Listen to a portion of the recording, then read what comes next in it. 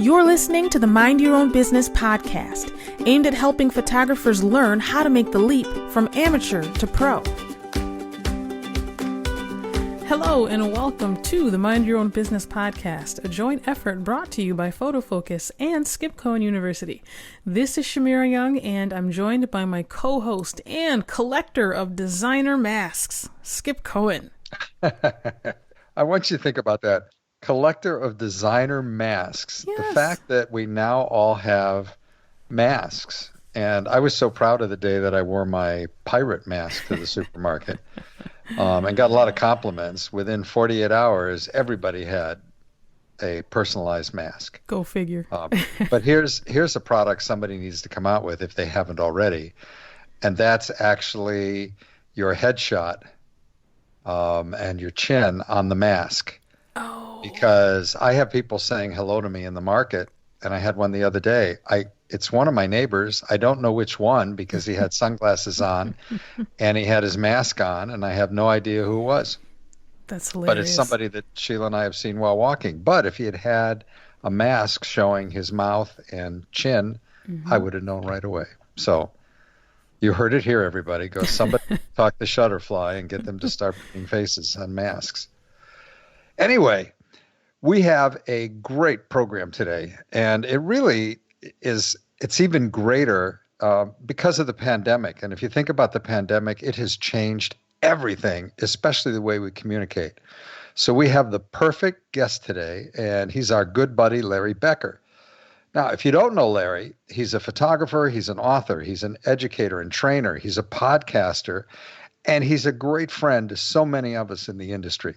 He's also a co-host with me and Shamira on the F64 Lunch Bunch, and many of you might also recognize him from The Grid and other programs on Kelby One, or maybe it's B&H product reviews over the years, and several different videos that are now over at platypod.com and up on the Platypod YouTube channel. So when you look at what's changed in our lives, social distancing and having to hunker down has absolutely changed everything. And Larry's new book called Great on Camera couldn't be better timed. So for the first time, many of you are in Zoom presentations. You're on Facebook Live. You're on Periscope. You're doing your own videos on either your website or on your YouTube channel. And there are probably another dozen places to present that I haven't listed here. So today's topic is right in line with what Larry's expertise is, being great on camera, which is kind of funny because this is an audio podcast. So, hey, buddy, welcome to Mind Your Own Business.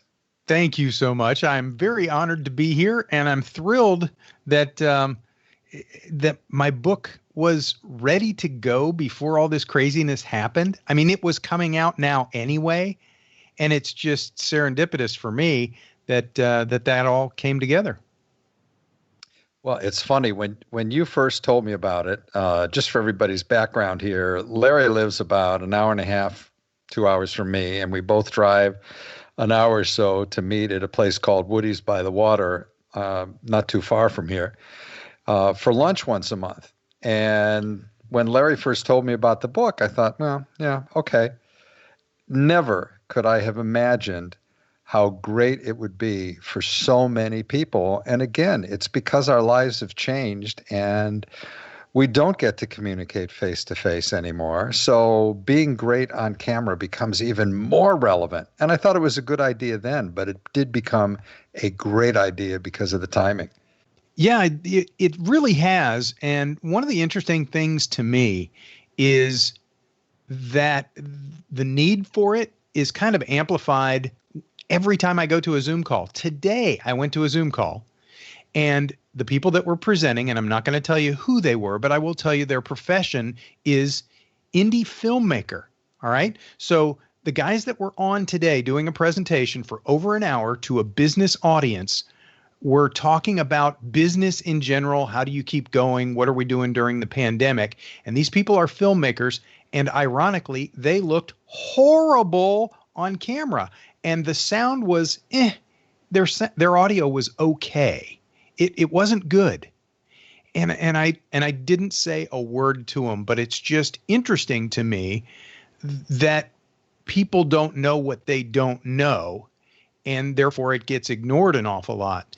And a lot of the things that I wrote about in the book, and the reason that I'm kind of dialed into this is because of my major in college was communications. And one of the things that I didn't know until I took all these classes is that a lot of communication is nonverbal.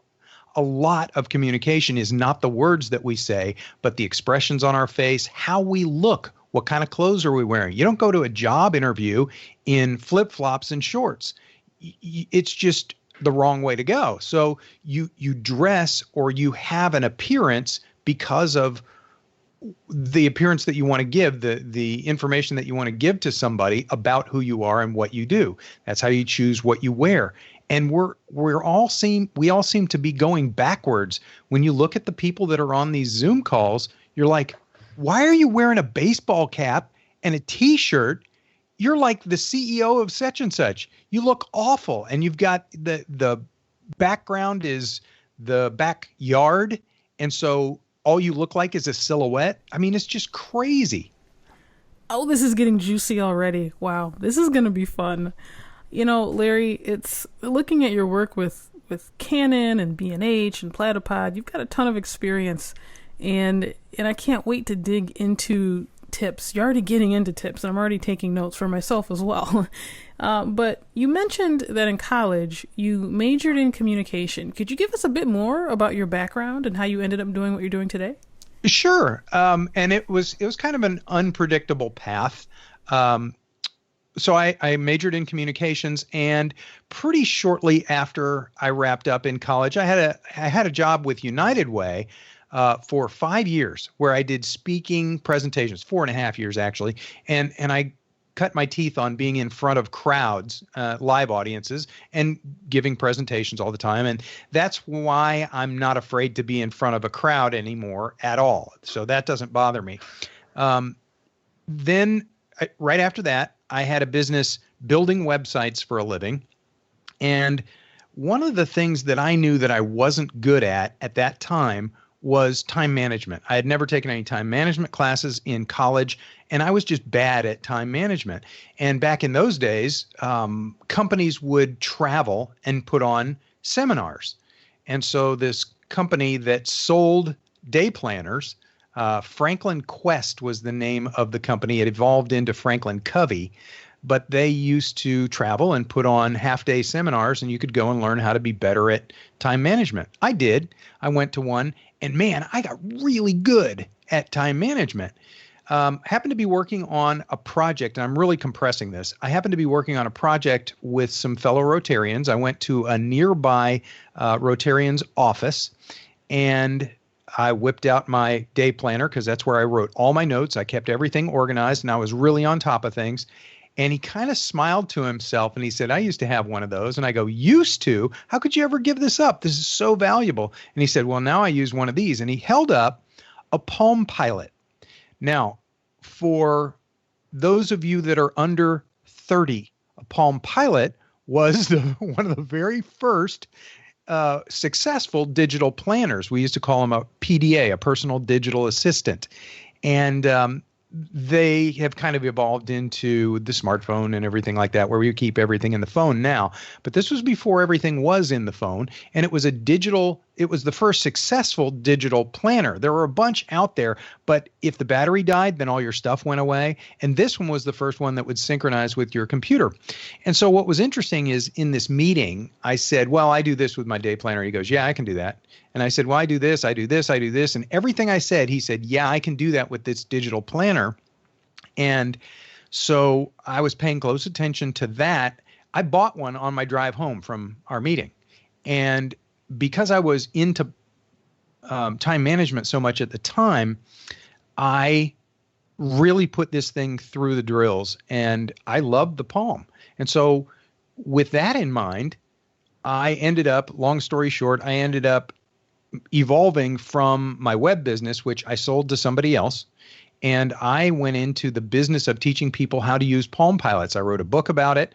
And ultimately, a lot of companies hired me. Sony hired me, and Lawrence Livermore National Labs, Pepsi, and a bunch of other companies hired me to teach their employees how to use Palm Pilots.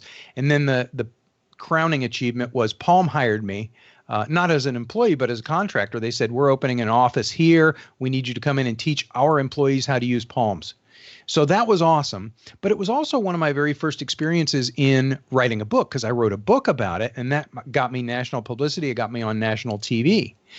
And from that, when the Palm was evolving into a phone, was at the same time that I got a really cool job offer from the folks at Kelby. At the time, it was KW Media.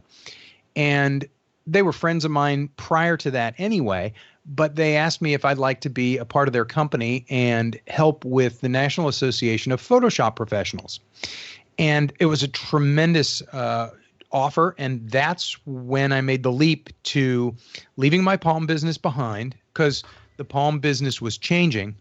And I started working with the Kelby folks, and I worked there for 10 years. And the last 5 of those years was doing a lot of video training, but also doing a lot of, as Skip mentioned, camera reviews, because one of our key clients for 5 of those years was B&H Photo. So we built a studio in the Florida offices of Kelby so that I could review cameras and look like I was at the B&H store.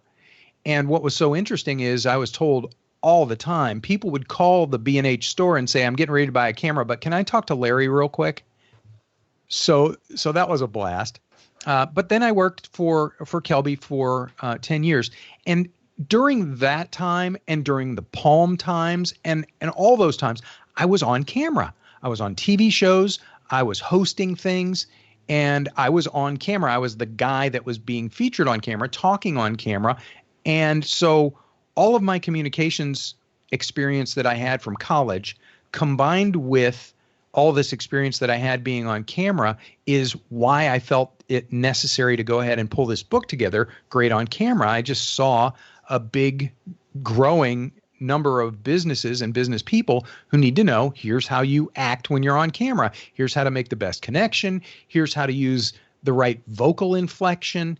Here are body language things you don't even know you're doing. So all these verbal and nonverbal things that I learned in college that I evolved as I was on camera turned out to be the book. And then this global pandemic hit as the book was being finalized.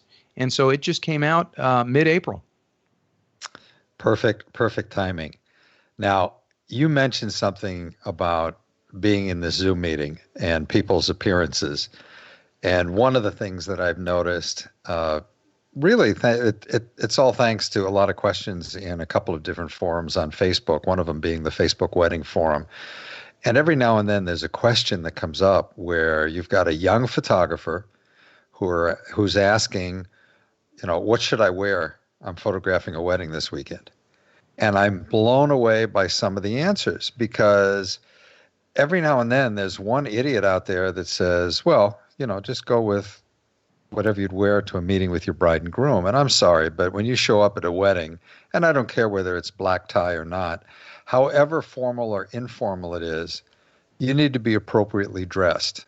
And you need to be dressed as good as, mom and dad and some of the people in the wedding party. Now, I'm not suggesting that you've got to go to a tux just because the bridal party is dressed to the nines. But I'm blown away by the number of people that think it's okay to get into that look of torn jeans, and people will actually comment and say, well, I want to look like an artist. I'm an artist. Talk just for a little bit. I'm sorry, this is a long way for me to get to my question. Share some tips on things people should just automatically think about when they're appearing on camera anywhere. Well, on camera or not, Skip, I couldn't agree with you more. The thing that you want to do is be dressed to the point that you are at or slightly neater than, slightly dressed better than your target market. You dress for who they expect you to be as a true professional, especially if you're in a working situation. So back to the days when I used to do United Way presentations. If I was going into the Polk County Public Schools office, and these people were all dressed in nice business attire, you better believe I'm wearing a suit and tie. And it's because you want to be credible. So these days, I can't imagine a photographer going into a wedding and not dressing at the level of you're going to a wedding. You're a guest at that wedding. Yes, you're being paid for those photos, but you're a guest at the wedding. Please respect the level of professionalism that you should be portraying and the level of dress that everybody else has going to a wedding where they respect the wedding party. So that's mission critical. When it comes to Facebook, when it comes to, and Facebook, when it comes to being on Zoom calls, especially Zoom meetings, especially when you're talking with clients, you're talking with other business professionals, you need to look like you are a business professional. And that doesn't go away just because you're at home. In fact, you should amp it up just a little bit. So you need to pay attention to lighting. You need to make sure that people can see you. We get so many we used to call them subliminal messages, but so many nonverbal messages and cues from body language. If you're talking to anybody and they're looking away from you, they're rolling their eyes while you're talking, you're like, this person's not paying attention to me at all. And Zoom meetings necessarily, because of the way that Zoom meetings are structured, because of where the camera is, and then we all see this grid of people on our computer screen, and we want to look around and see everybody's face. It's nice if you can do that. It's kind of a cool thing. But on the other hand, if you force yourself to not look around and you look and make eye contact with the camera, and when somebody makes a good point and it connects with you, if you nod and smile, you're giving nonverbal affirmation that you get it, you're involved, you're paying attention, you're not checking your email, you're not off somewhere else doing something else during the Zoom meeting. And I see people all the time doing things. Today, another one of the people that was on this Zoom meeting was doing this thing. They looked like a duck. They would duck out of the screen, get a bite of food, and then come back in and be chewing. And then they duck back out of the screen and come back up and be chewing. So they didn't bring the food into the screen, but you knew exactly what was going on. And it was much more distracting to have the head go fully out of frame and then come back. It's crazy. There are issues with lighting. There are issues with wardrobe and eye contact. And if you wear glasses, reflections in your glasses can be really distracting. So there are just all kinds of, again, nonverbal, subliminal things that you communicate by how you're dressed, where you're looking, what you're saying, what you're doing, and the words that you choose to use too. So looking at your book, I love the subtitle where it mentions look great, be friendly, sound smart.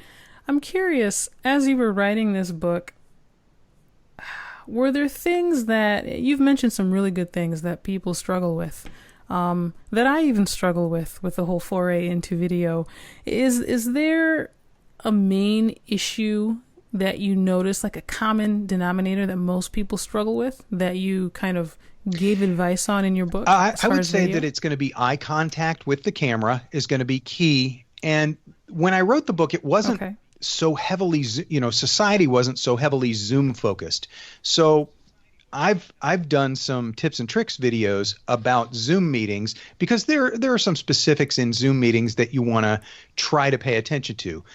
I was thinking more when I wrote the book that people that want to be on business videos and therefore use something like a mirrorless or a DSLR camera to do the capture and look professional, that's a lot of the audience that I was thinking about when I wrote the book.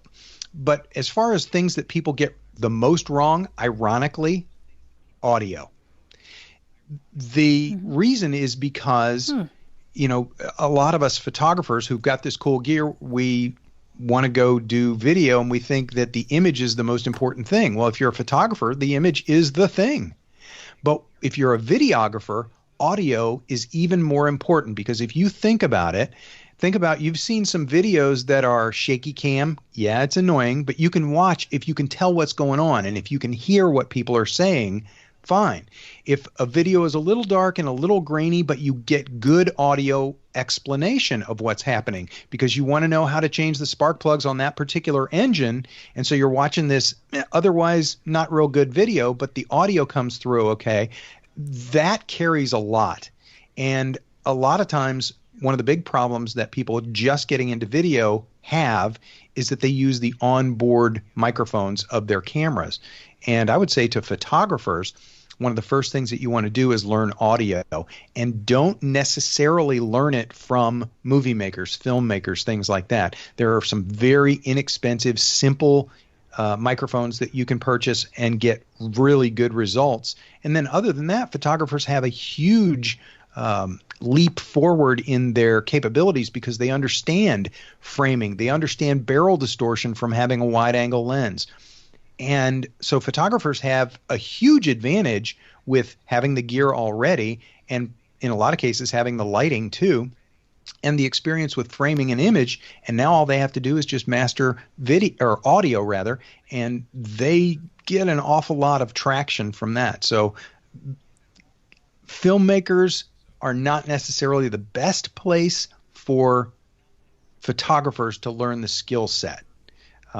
Just learn some really simple audio stuff and you'll be fine. Oh, and also lock down your camera. You don't need to be walking around with it and do sliders and jibs and stuff like that. Just do some simple image capture. So that's kind of the audience that I was going after with the book too. And one of the things that I just am blown away by is how on these Zoom calls and these Zoom meetings, when people are using the built-in wide-angle lens of their iPhone, iPad, computer, they're really, really close to it, and they're large, and they have balloon head, and when they reach into the frame, their hands are giant, and it just looks silly. So that's another challenge. Well, you hit on something that I'd love to go in, excuse me, a little deeper.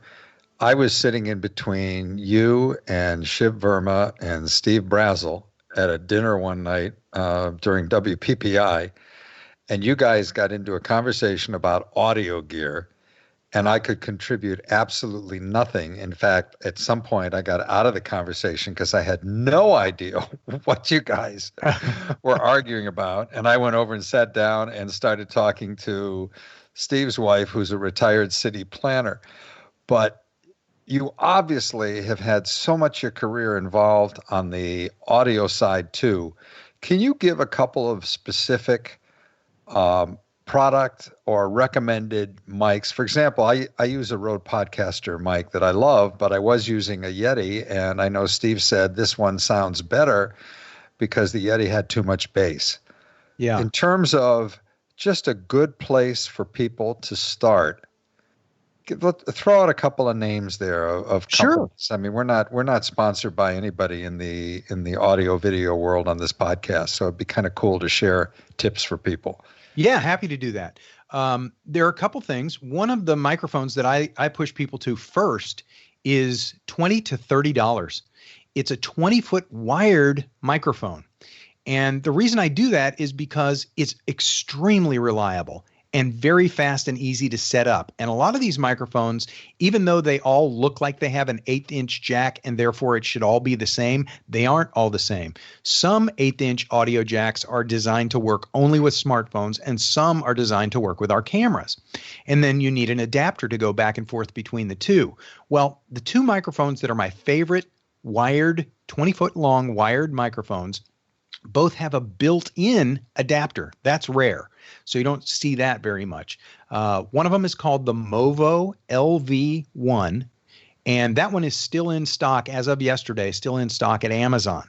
And it's an easy recommendation for me. It works on one button cell battery, and flipping the switch on it, there's a little battery capsule that's 3 feet down on the cord. So this is one of those little tiny lavalier or lapel mics that you clip on a shirt somewhere near your jaw, somewhere near where you're going to be talking.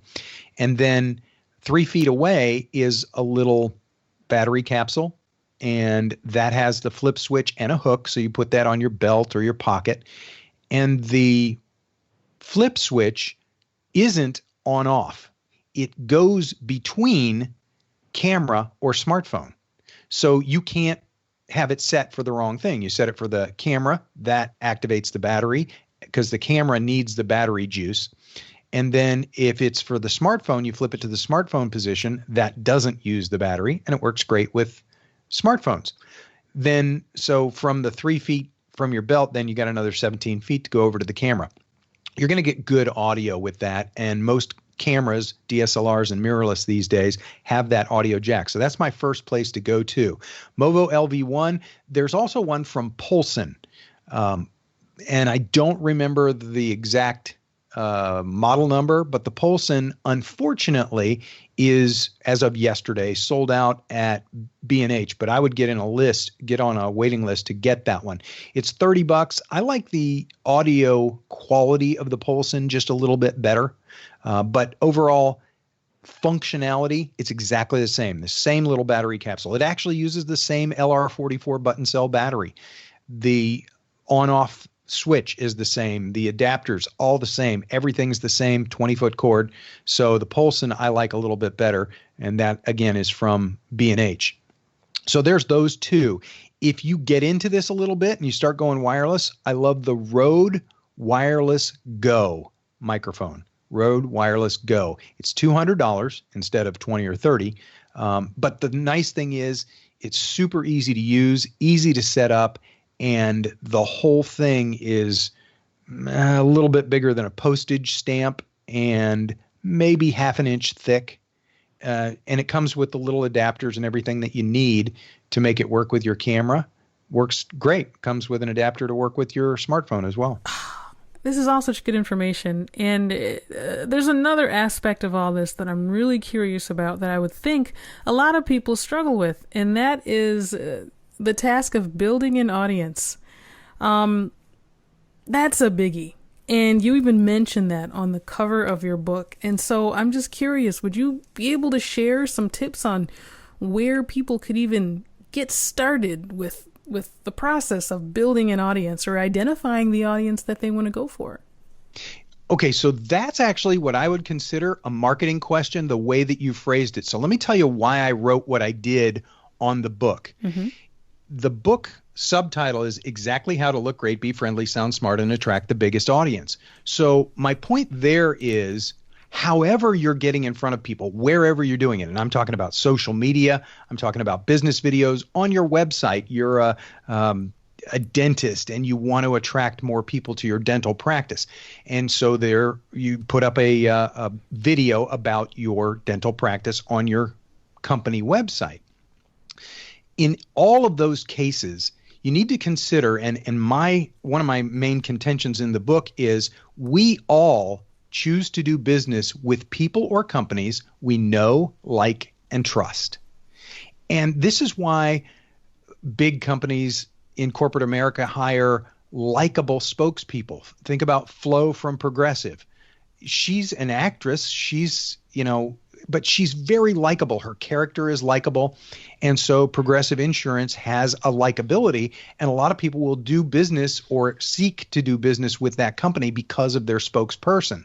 Now that works all the way down to the solopreneur. People are going to want to do business with you if they like you.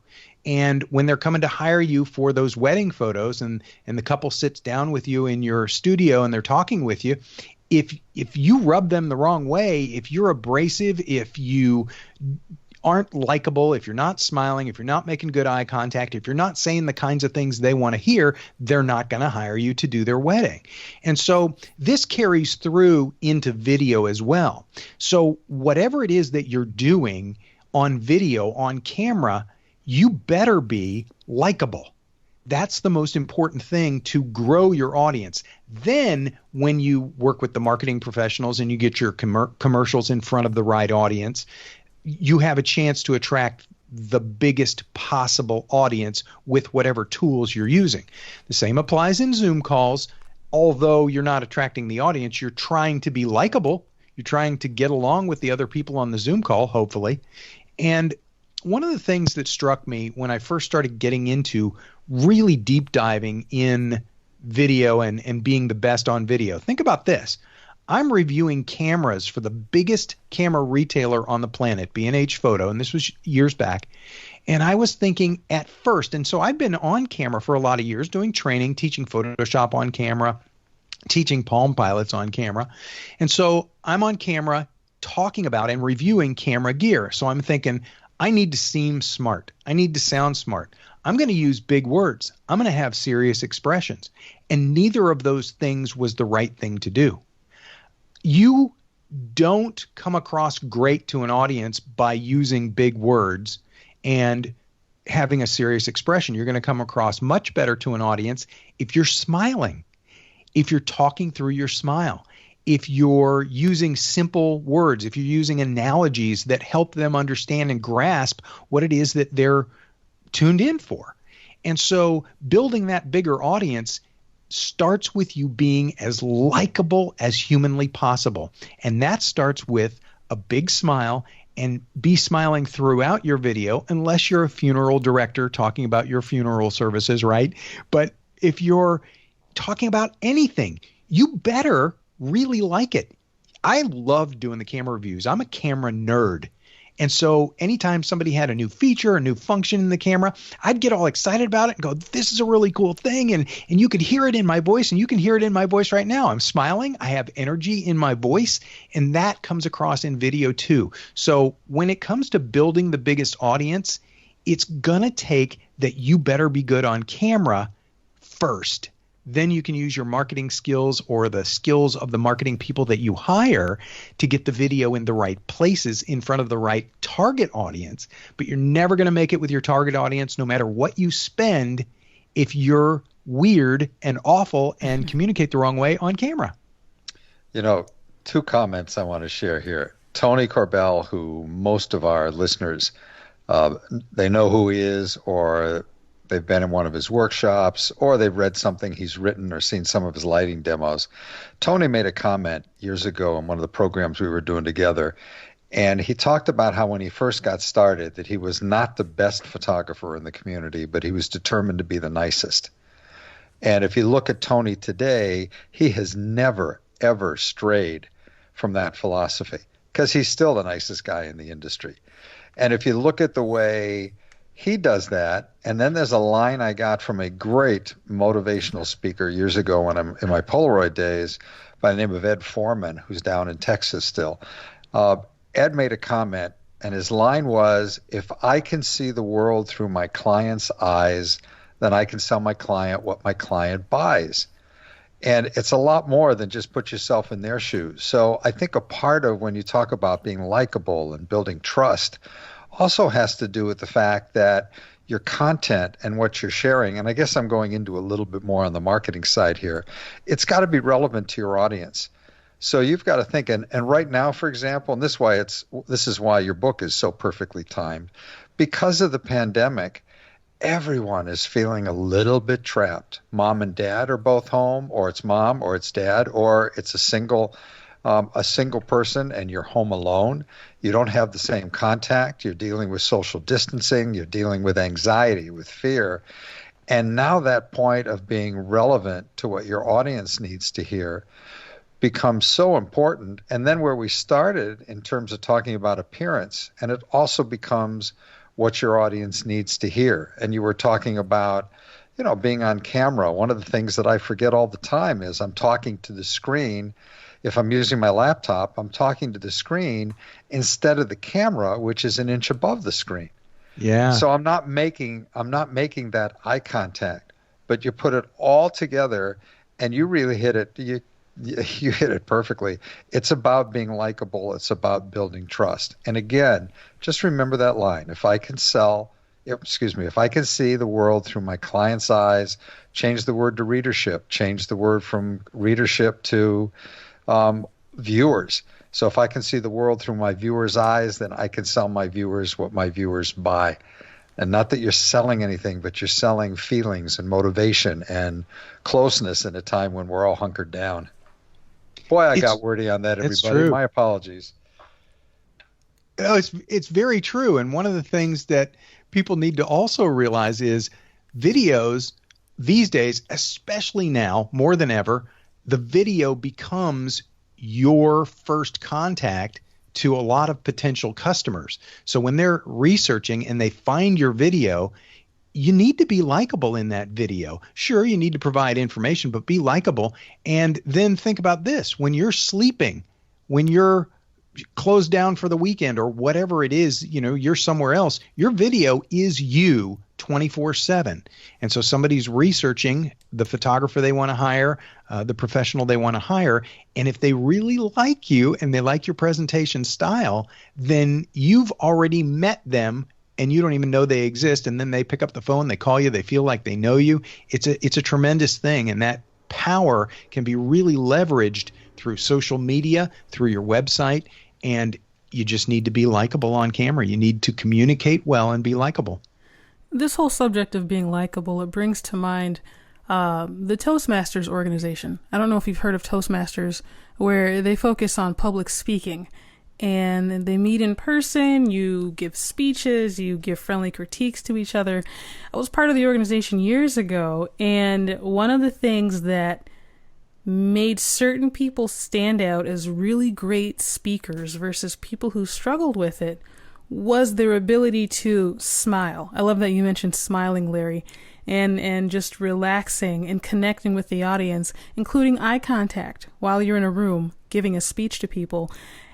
Those people came across as some of the warmest, most skilled speakers versus those who were very stiff and spitting out dry facts and trying to sound very, very intelligent, but not connecting with the audience at all.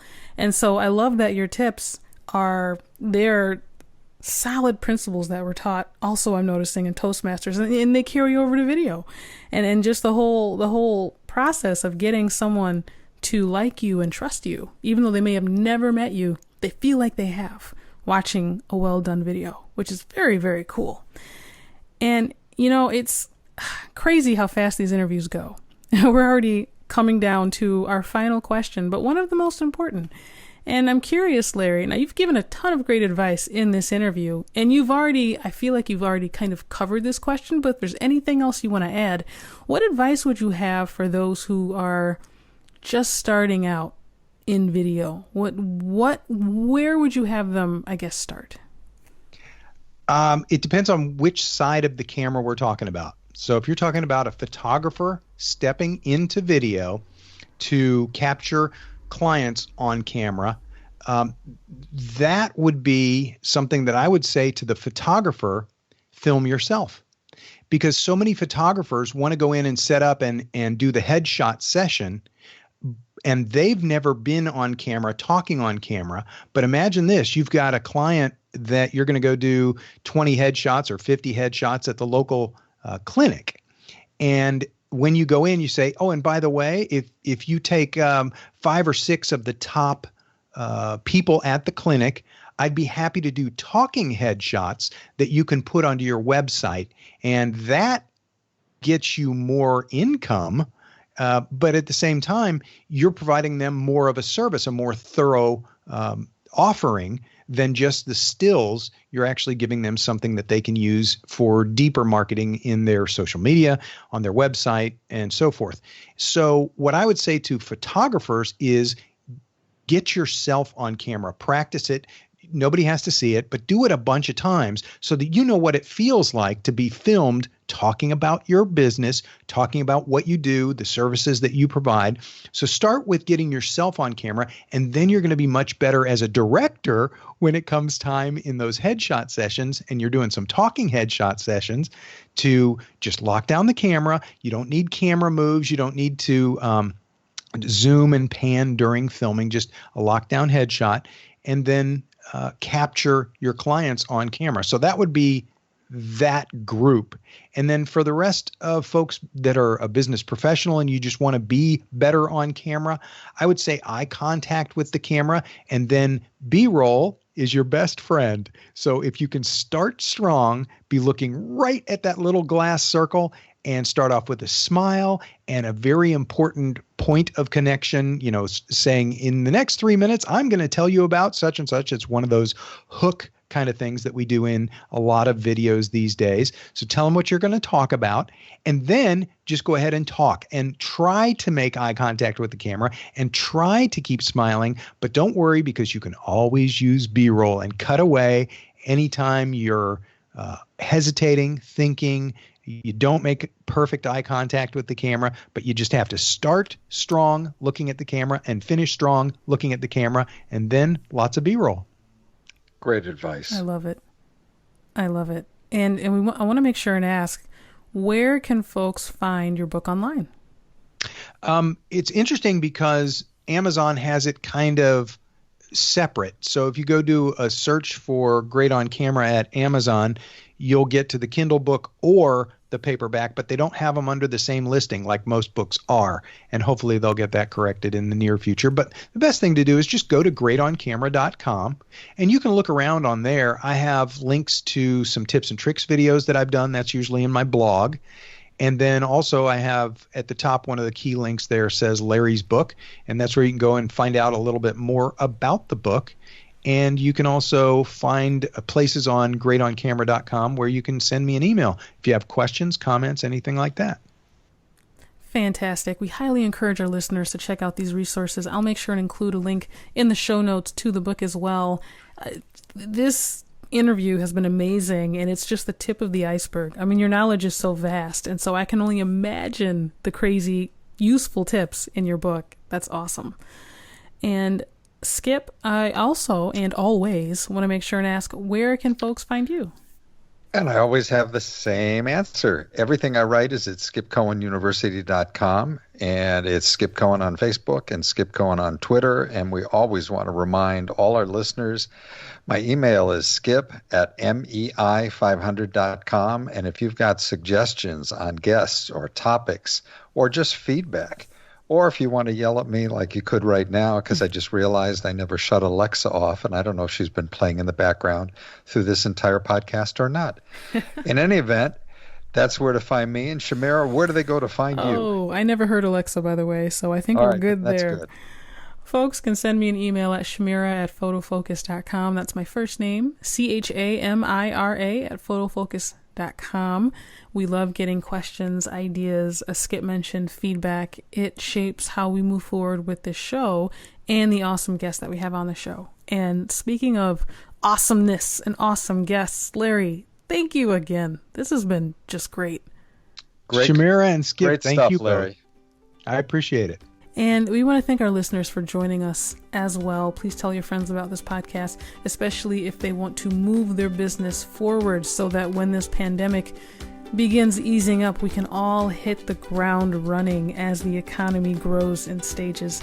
We look forward to having you with us next time on Mind Your Own Business, brought to you by Photofocus and Skip Cohen University.